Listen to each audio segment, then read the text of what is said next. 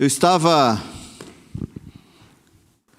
orando, e pedindo a Deus direção para a mensagem de hoje e tal, e estou com um texto desde domingo de manhã em mente, quando a Cris pregou sobre Gideão. Mas eu não fiquei pensando em Gideão, fiquei pensando nos Juízes, Tanto é que depois eu revisitei, olhei o livro de Juízes, olhei todos os juízes ali, fui dando uma olhada. Tem um dos juízes que eu acho muito legal, que ele fala que ele é canhoto, e ele vai visitar um rei, e esse rei estava bem gordão, e ele pega um punhal que ele tinha colocado na coxa, e ele coloca aquele punhal que até o cabo entra no homem lá. Eude, esse mesmo. E eu estava olhando algumas coisas assim muito estranhas, e eu estava pensando sobre essa ideia do livro de Juízes, porque o livro de Juízes, para mim, ele traz uma explicação dos desafios e provações na jornada cristã, porque ele mostra o povo mau, mostra o povo bem, mostra o povo pecando, mostra o povo arrependido, mostra Deus castigando, mostra Deus cuidando, e vai mostrando as fases da vida. E eu acho muito interessante isso, de perceber e ver essas coisas. Essa noite eu tive um sonho muito interessante, mas muito ruim. Mas era ruim mais ou menos, ele era ruim, mas eu não senti pavor. Não foi um sonho que eu senti pavor, mas o sonho era ruim. Sabe que sonho você está num lugar e de repente você está em outro, É assim, Só sei que a gente estava numa Kombi, de repente essa Kombi era um ônibus, e aí tinha alguém que queria descer do ônibus com o ônibus andando para fazer gracinha com o motorista, e o motorista topando. Esse era o meu sonho. Só sei que de repente a gente começou a subir uma ladeira, e o motorista saiu lá da frente, e ele foi para o meio do ônibus, porque daí tinha um volante no meio do ônibus, ele podia largar lá. Só se de repente ele foi para frente, e era uma subida, quando ele foi para frente, ele pisa no freio, não tem freio. E o ônibus começa a descer de ré. Estava eu e mais umas 6 pessoas dentro do ônibus, 5 pessoas. A única coisa que eu disse para cada um, falei, coloca o cinto e se preparem para o impacto. E no meu sonho, foi bem cinematográfico assim. Melhor não falar. E aí a gente começou a dar aquela ré, e aquele ônibus, e eu olhava para trás e eu via que ele já ia bater nos carros que estavam parados ali, e estava todo mundo calmo, estava todo mundo assim, só esperando o baque, igual o filme, quando o avião vai cair, que você só se encolhe. Daí eu só falei, gente, vai em posição para pancada. Aí a gente só se ajeitou, e quando aquele ônibus deu aquela pancada, ele deu uma capotada, aí o ônibus virou ônibus de 2 andares. E esse ônibus de 2 andares, ele quebrou no meio. Um dos pedaços ficou de ponta cabeça e o outro pedaço. Ninguém que estava dentro do ônibus se feriu.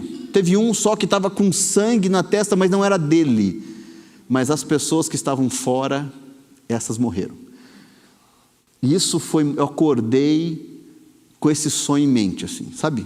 Você se acorda assim, e aquele sonho, e você demora um pouco para se desligar. Tanto é que eu fiquei o dia inteiro pensando nesse sonho.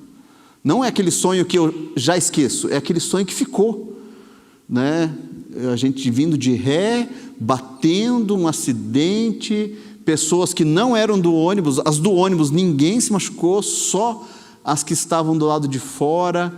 Foi por uma imprudência daquele motorista, e aquele sonho ficou na minha mente.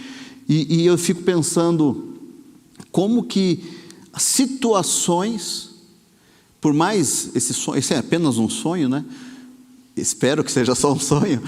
Esses sonhos, eles fazem parte da nossa vida, mas tem situações como um acidente, situações como um pecado, situações como a decepção, o desemprego.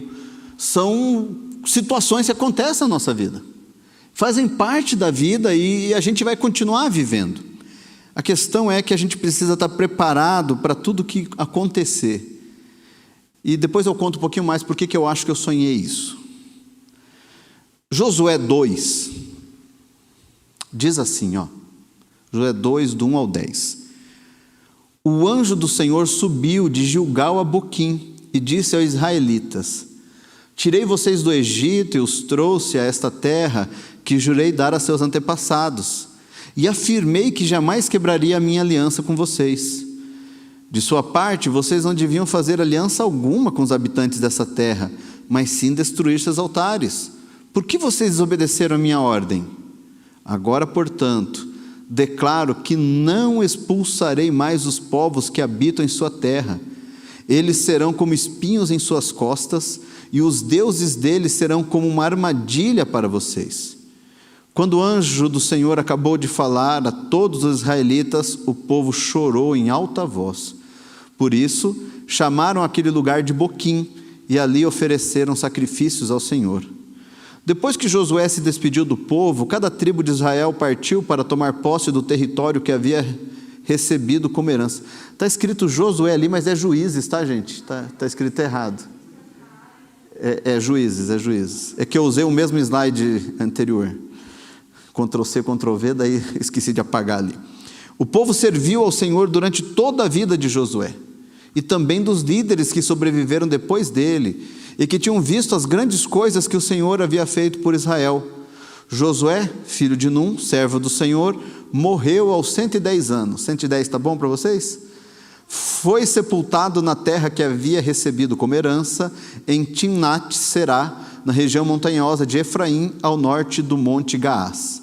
Depois que aquela geração morreu e se reuniu aos seus antepassados, surgiu uma nova geração que não conhecia o Senhor, nem tinha visto as grandes coisas que ele havia feito por Israel. Quando eu olho para esse texto de Juízes, e se você olhar um pouco depois, um pouco antes, e mais alguns outros processos ali de Juízes, nós vamos ver o tempo todo um ciclo se repetindo na vida do povo de Israel. Eles pecam, eles são oprimidos por causa do pecado, eles clamam, Deus envia um juiz que os liberta, eles, enquanto o juiz está vivo, eles obedecem a Deus, esse juiz morre, eles pecam, aí eles são oprimidos, aí eles clamam, aí Deus manda um juiz, aí Deus liberta, e aí enquanto o juiz está vivo, eles obedecem, o juiz morre, começa o ciclo. Só que, toda vez que eu lia esses textos de Juízes, eu lia sempre com uma mente assim, como que esse povo pode fazer uma coisa dessa? Não está vendo? O juiz morreu, mas vai vir outro.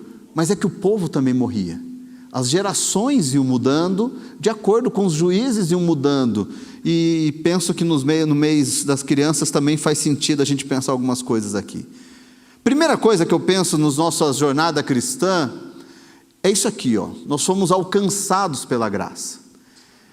O anjo do Senhor subiu de Gilgal a Boquim e disse aos israelitas: tirei vocês do Egito e os trouxe a esta terra. Eu acho muito legal a gente pensar que nós fomos tirados do Egito, e o Egito, na Bíblia, ela sempre traz uma ideia de escravidão. O Egito, ele traz uma ideia do tempo que o pessoal comia a comida de escravos, eles eram escravos, eles não tinham liberdade, e esse é um tempo de escravidão. Mas é interessante que eles parecem que não percebiam e não valorizavam isso, de terem sido alcançados pela graça. Então eu penso que a nossa jornada cristã, ela começa exatamente nesse momento, quando nós fomos alcançados pela graça. Deni, quando foi que você entregou sua vida a Jesus? Você lembra? Quando que foi?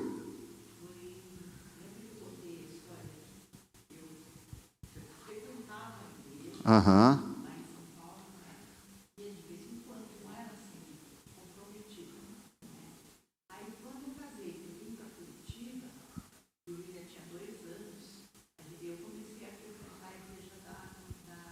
Da Kennedy ali, tá.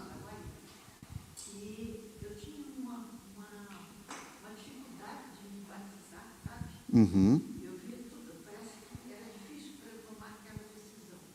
E daí no dia que o pastor por aí perguntou se alguém queria se batizar, aí a Elizabeth estava vindo aqui na igreja, e falou assim: você já é batizada?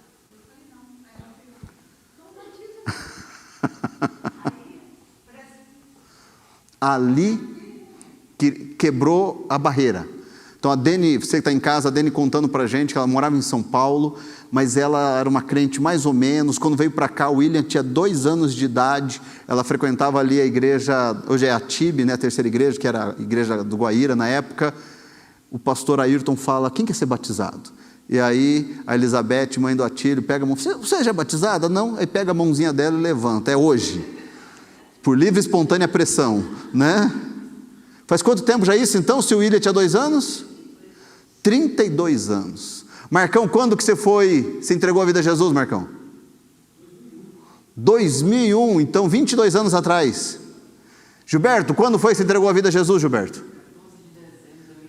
14 de dezembro de 2008. Você lembra o dia, Gilberto? Que legal. Você lembra a mensagem também? Aí é pro Júnior. Tá bom.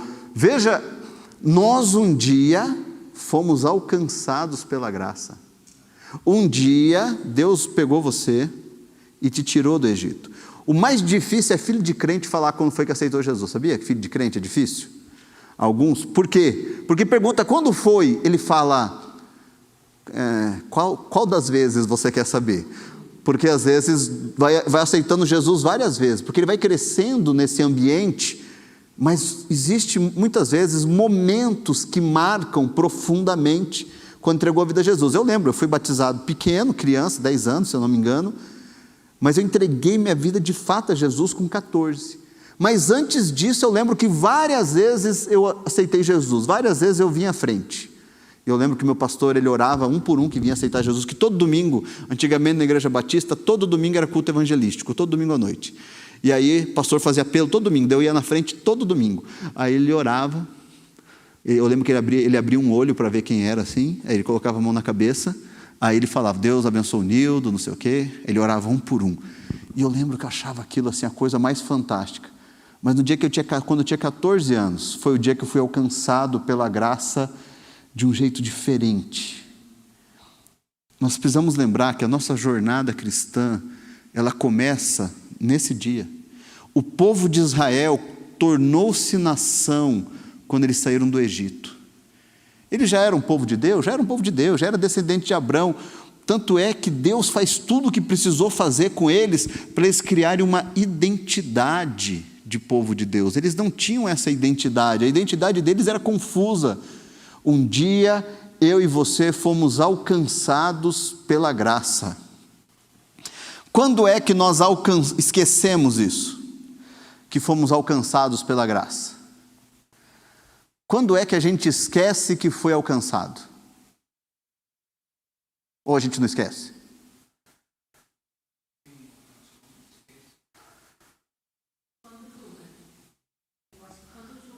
Como assim, como julga? Quando julga o outro, você esquece que você foi alcançado pela graça. Poxa, boa. Porque se eu estou julgando o outro, eu esqueço que eu já fui. Né? Pedro vai dizer assim, que aqueles que não praticam as coisas que ele está dizendo no texto, esquecem de seus antigos pecados. Esquecem que um dia eles também já erraram. Esquecem que eles também eram do Egito.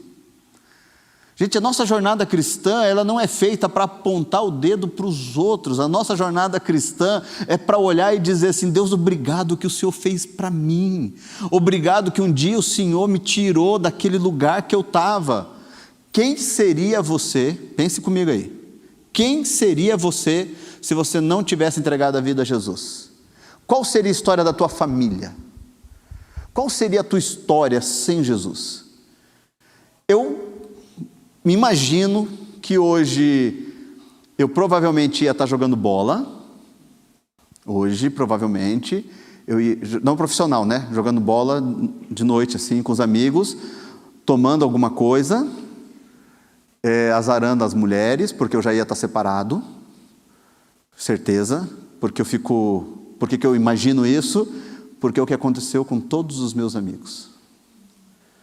Eu olho para todos os meus amigos, gente, eu tenho apenas dos meus amigos da adolescência, os que não ficaram na igreja, os que não estão com Jesus, todos estão separados. Todos. só continua casado aquele que ficou na igreja.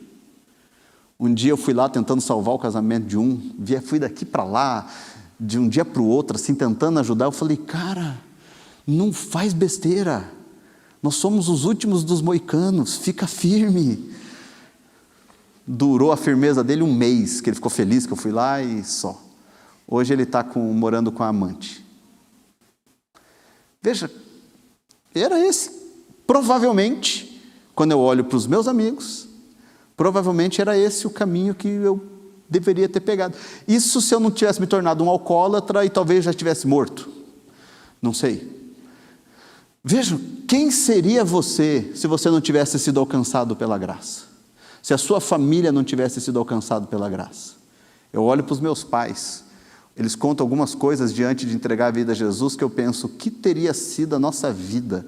Porque eu olho para os tios por parte da minha mãe, eu olho para os tios por parte do meu pai, e aqueles que não têm Jesus, eu vi muito forte, uma vida muito difícil, uma briga, um negócio muito esquisito, que era isso que aconteceria com os meus pais, sem Jesus.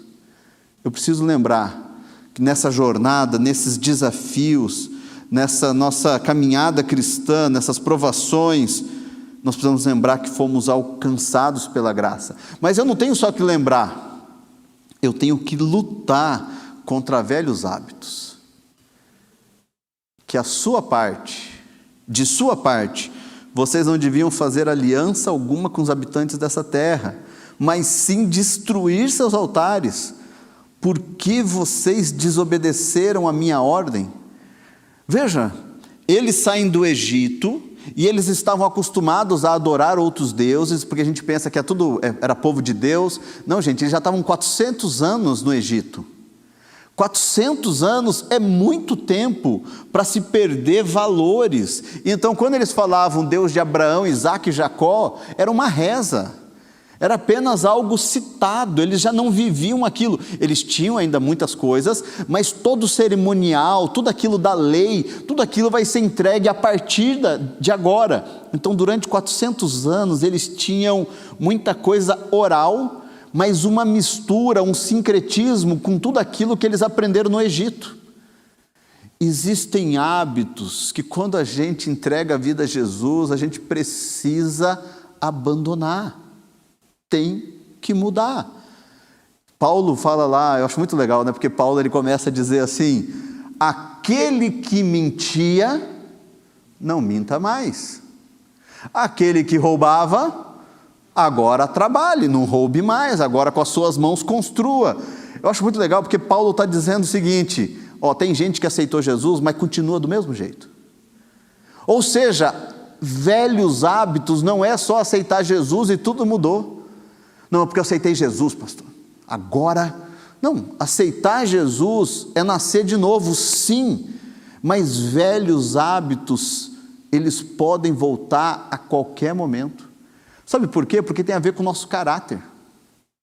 Existe uma deformação que foi construída na nossa vida que não é espiritual, ela é comportamental. Aquele que aprendeu a falar bravo, xingar, aquele que veio de casa, posturas, ele vai ter que aprender a fazer diferente. É claro que algumas pessoas, vocês conhecem, né? Aquelas pessoas que de um dia para o outro entregam a vida a Jesus e param de falar palavrão. No outro dia, fumava e no outro dia está liberta, é um negócio assim sobrenatural, porque ela foi liberta mesmo. Ali não era caráter, ali era ação demoníaca. Entregou a vida a Jesus, rompeu o laço com Satanás e a pessoa é nova. Isso aí, aconteceu. Só que no geral o que nós precisamos é aquilo que nós chamamos na teologia de um processo de santificação. Ou seja, a gente entrega a vida a Jesus, eu sou salvo.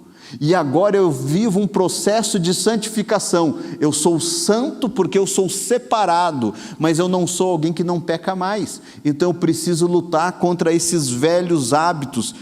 Eu acho interessante que o anjo está dizendo assim: Deus fez a parte dele, tirou vocês do Egito, lembra disso, cuidou, trouxe vocês para uma outra terra.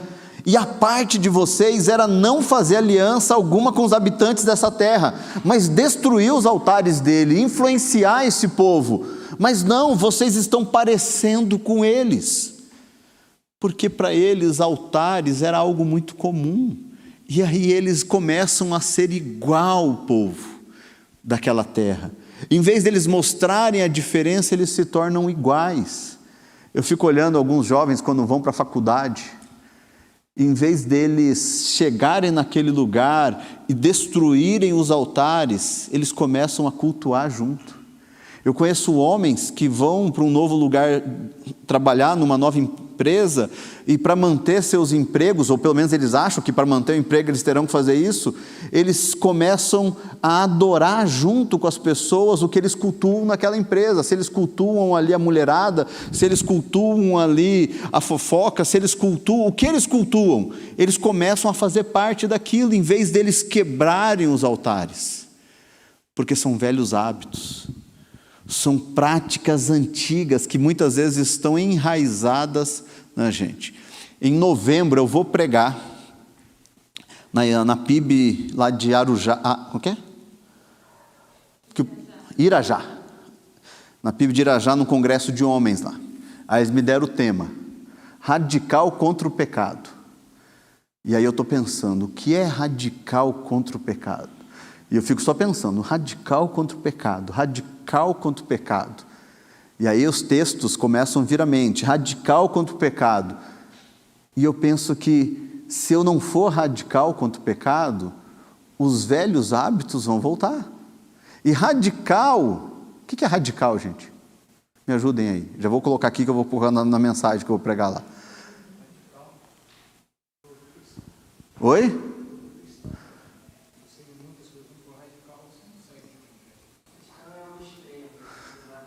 Radical é um extremo, tá, legal. O que mais? O que é radical?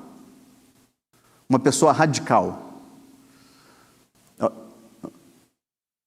Você falou aí. Rígida. Intolerante. Eu lembro quando eu era adolescente que radical era uma coisa boa. Nossa, fulano é irado, fulano é radical.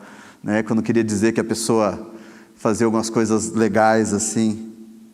Eu fico pensando, quando a gente vê a ideia de radical, e tem a ideia também de raiz, né? Porque radical, ele vem de raiz. Qual é a raiz disso? E a nossa raiz é lutar contra o pecado. Porque eu não posso aceitar que o pecado faça parte da minha vida hoje. Vamos lá para Hebreus, lembra lá em Hebreus, quando eu falo assim, vocês precisam abandonar tudo o que parece ser pecado. Como que é o texto lá? Deu um branco agora no texto, Maiquito, sabe? Hebreus 11, Hebreus 12, Hebreus 12, eu estou até abrindo aqui. Hebreus 12, quando diz assim, livremo-nos de todo peso que nos torna vagarosos e do pecado que nos atrapalha e corramos com perseverança a corrida que foi posta diante de nós. Eu acho muito legal esse texto porque ele vai trazendo a ideia que o pecado ele se torna apenas um peso que nos aprisiona. E nós precisamos nos livrar do pecado que nos aprisiona. Não volte para velhos hábitos. Por quê? Porque pecado, ele traz... O que o pecado traz, Silvia? A morte, condenação. E o que é lidar com essas questões? O pecado, ele vai trazer consequências. Existem consequências para as nossas desobediências. E é isso que eles precisaram lidar. Agora, portanto, declaro... Olha só o que está acontecendo aqui, que é importante isso aqui para a gente entender tudo o que acontece depois em Juízes. Agora, portanto, declaro que não expulsarei mais os povos que habitam em sua terra. Eles serão como espinho em suas costas. E os deuses deles serão uma armadilha para vocês. Quando eles entram na terra, eles começam agora a guerrear, e eles começam a lutar contra os povos. E qual que era a ideia? Vocês precisam eliminar tudo que for foco desse povo, para que esse povo não fique como algo que faça vocês pecarem depois. Então vocês precisam eliminar. Só que eles entram e aquilo que eles fazem, eles começam a adorar junto com esses povos. Eles já estavam pecando. E aí agora o anjo diz assim: agora não vamos mais tirar eles do meio de vocês. Vocês vão ter que viver junto com isso. É muito esquisito. Vai ter que viver com isso. Sabe aquele pecado que você fez? E você vai ter que conviver com as consequências desse pecado. Faz parte. Existem consequências para as nossas desobediências. Como cristãos, as consequências, elas não cessam quando a gente entrega a vida a Jesus. Eu lembro quando eu era adolescente, quando aquele Guilherme de Pádua matou a Daniele Pérez. Era isso? Daniela Pérez. Jesus, isso faz muitos anos, né, gente? A gente entrega a idade nessas horas, né? E eu lembro quando o Guilherme de Pádua, passado um tempo, foi dito que ele se converteu e virou pastor de uma igreja. E eu lembro que todo mundo dizia assim: não, mas é fácil, né? O cara pode aprontar e depois é só virar crente. E eu lembro que diziam isso, mas ele ficou preso o tempo que tinha que ficar. Porque quando ele entrega a vida a Jesus, não significava que o que ele fez havia sido eliminado como consequência humana. Aquilo continuou. Se houve arrependimento de verdade ou não, não sei. Ele morreu acho que há uns 2 anos atrás, né? Acho que teve uma situação aí que ele faleceu. Mas quando eu olho para situações assim, a pessoa ela vai ter que lidar com as escolhas que ele fez. Eu tenho um amigo que ele, quando casou muito cedo, casou com 18 anos, ficou noivo no dia que a menina fez 15 anos, ele tinha 18, ele casou com 19, 20. Casou muito cedo, e fez algumas escolhas muito ruins no casamento, as coisas difíceis, e hoje ele lida com uma separação terrível. Um outro amigo meu um dia mandou para mim uma mensagem no Facebook, assim, ele viu uma foto que eu postei e ele mandou: cara, eu vejo você com seus filhos, por causa das besteiras que eu fiz, hoje quem cria minha filha é outro cara. Veja, ele estava arrependido, mas ele tinha que lidar com as consequências. Nós precisamos entender que as consequências, elas farão parte da nossa vida. E não tem como fugir das consequências. O que eu acho interessante aqui é que a partir daqui, se já estava difícil para o povo de Deus, ficou um pouquinho mais pesado.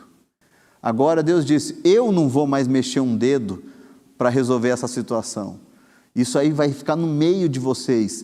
E é interessante que exatamente por causa desse mal que ficou no meio deles, eles vão sofrer e vão sofrer e vão sofrer, porque eles nunca conseguiram se livrar dos pecados que esse povo praticava no meio deles. Existe consequência para a desobediência. Minha pergunta a você é: você está no momento obediente ou no momento você está desobediente? Quem é você no momento? Você é aquele que está obedecendo ao Senhor ou você é aquele que está desobedecendo? Eu disse que na caminhada cristã, nessa jornada, a gente foi alcançado pela graça, a gente vai ter que lutar contra velhos hábitos, nós vamos ter que lidar com as consequências de momentos de desobediência, e o último e mais difícil, a gente precisa estar preparado para morrer. Você está pronto para morrer, Dani? Mas hoje não, né? Você está preparado para morrer? O texto de Josué, filho de Num, servo do Senhor, morreu aos 110 anos. Mas ele estava preparado. Por que eu estou dizendo isso? E por que eu acho que eu sonhei aquele sonho ruim?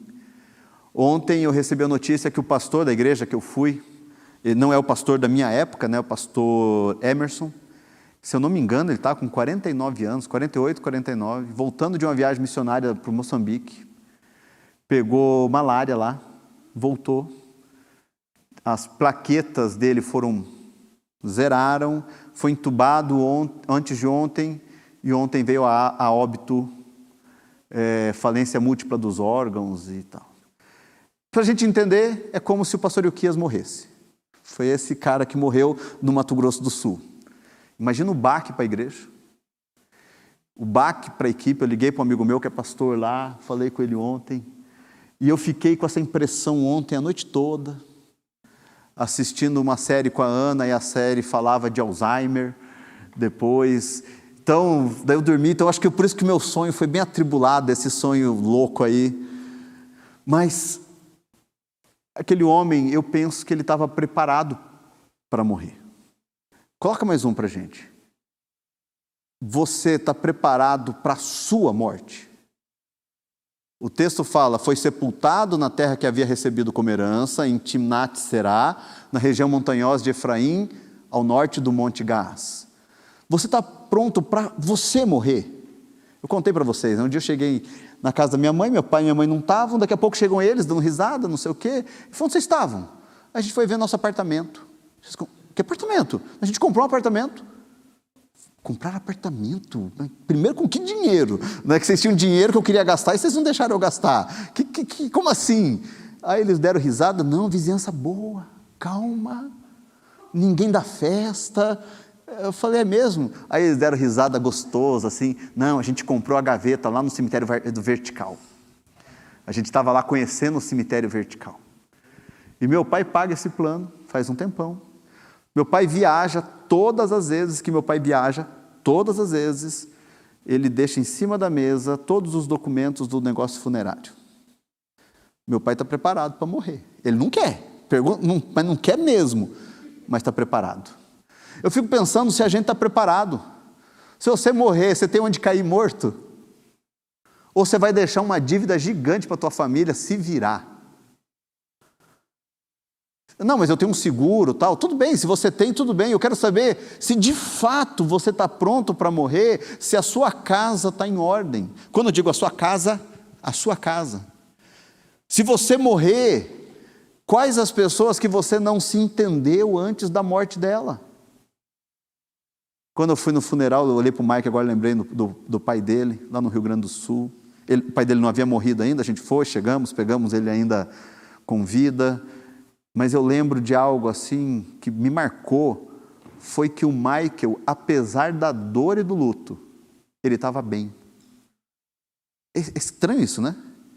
A gente, apesar da dor, da saudade, daquilo que está rasgando o peito, estava bem. Porque o pai dele não deixou nada para resolver com o Michael. Pelo menos a impressão que eu tive foi essa. Você está preparado para morrer? E isso ficou martelando o dia inteiro na minha mente, porque daí eu pensei nessa segunda parte da morte. E você preparou a próxima geração para a sua morte? Para quando você não estiver aqui? Os outros estão preparados? Porque esse texto fala, depois que aquela geração morreu, depois que a galera da casinha de madeira morreu, porque tem uma geração aqui na igreja que é a geração da igreja de madeira. Depois que morreu aquela geração que viu o milagre de comprar a casa lá do fundo. Nós estamos agora, né, Júnior? Entramos nessa, né? Não entramos, né, Cris? Depois que essa galera morreu, a geração que virá, ela vai conhecer o Senhor. E as grandes coisas que Deus fez apenas na nossa vida e não fez na vida deles. Veja o desafio que a gente tem. O estar preparado para a morte não é só simplesmente eu sei que eu vou para o céu. Estar preparado para a morte é, se eu morrer, a coisa vai continuar. O pai da Ana, quando ele falece, a Ana tinha 15 ou 16 anos. Gente, a mãe da Ana ficou muito mal. A Ana ficou mal, o irmão da Ana ficou mal. Acho que o irmão da Ana tinha 13 ou 12. Foi terrível, foi terrível. Em 6 meses, descobriu que estava com câncer, em 6 meses morreu. Foi terrível aquilo. Mas é um homem que deixou um legado. Meu cunhado é ministro na PIB de São Francisco do Sul, minha sogra na igreja, minha esposa fez seminário, chamado missionário. Então, quando você olha, a geração seguinte continuou. Meus pais, se eles forem, um dia meu pai estava dizendo para alguém, ele conversava todo feliz, dizendo, hoje todos na família dele servem a Deus. Se meu pai for, e minha mãe quando forem, que a gente não quer que vai nunca, né? A geração seguinte vai continuar. E agora eu estou na luta da minha geração, e para que a próxima geração, eu preciso estar preparado para morrer, gente. Preparado para morrer é mais do que eu vou para o céu. Nós vamos para o céu, tá? Isso já está certo, nós fomos alcançados pela graça, legal, então nós vamos para o céu. Mas e quem vai ficar aqui? Onde essa pessoa e como ela vai lidar com a sua morte? Aqueles que ficam, como eles vão lidar? Esse pastor, ele deixou 2 filhos. Acho que os filhos dele devem ter 16 anos, 13. Um homem é trabalhador na obra missionária, assim, lá em Moçambique, a igreja dele sustenta um trabalho lá em Moçambique. E eu fico olhando assim, Deus permitiu. Espero que ele estava preparado e que ele deixou uma geração e uma igreja preparada. Mas nosso papel não é definir o que vai acontecer com os outros, mas nosso papel é simplesmente preparar os outros. Eu não estou julgando se Josué preparou ou não, e eles que não obedeceram. Eu não tenho essa resposta. Mas a resposta, ou a pergunta que eu quero responder é, eu estou preparado e estou preparando? Desafios e provações na jornada cristã, nós fomos alcançados pela graça. E talvez ser alcançado pela graça não foi tão fácil assim, porque talvez você teve uma luta nesse processo todo de entregar a vida a Jesus, sua família talvez se rebelou contra você, talvez não foi bem visto isso. Talvez você precise ainda lutar contra velhos hábitos, pecados antigos, comportamentos familiares, coisas que é difícil de se desgrudar, mas vai lá, continua. Talvez você talvez você está lidando com as consequências da desobediência, de pecados lá atrás, e hoje você ainda luta com essas consequências. Às vezes não é nem consequência dos nossos pecados, né? Tem consequência do pecado dos outros que também nos afetam, e assim faz parte, a gente faz parte da caminhada cristã. Mas eu preciso nessa caminhada cristã estar preparado para morrer. Essa é a minha pergunta. Hoje você está preparado, não apenas quanto a céu, mas quanto àqueles que você deixa, àqueles que vão ficar? Que Deus nos ajude a vencer os desafios e as provações nessa nossa jornada. Que a gente fique bem, que a gente continue experimentando a graça do nosso Deus. Vamos orar? Pai amado, quero pedir a Deus que o Senhor nos ajude. Que o Senhor nos ajude, Deus, a vivermos, ó Pai, debaixo da Tua vontade, dentro daquilo que o Senhor tem. Obrigado, ó Deus, porque um dia nós fomos alcançados pela graça. Não nos deixe esquecer, ó Deus. Não nos deixa, Pai. Nos ajuda, Deus, a lutar contra comportamentos que insistem, ó Deus, em permanecer na nossa vida. E alguns são tão difíceis, ó Deus, de se livrar. Nos ajuda, Deus. Nos dá coragem, força para lidar com as consequências de atos de desobediência. Deus, que a gente não tenha outros atos, Pai. Nos ajuda, Deus, a estar preparados para o depois. Preparados, ó Deus, para morrer. Deixar, ó Deus, a geração que fica preparada para continuar firme no Senhor. Que possamos, ó Deus, permanecer firmes. Cuida do teu povo, Pai, em nome de Jesus. Amém.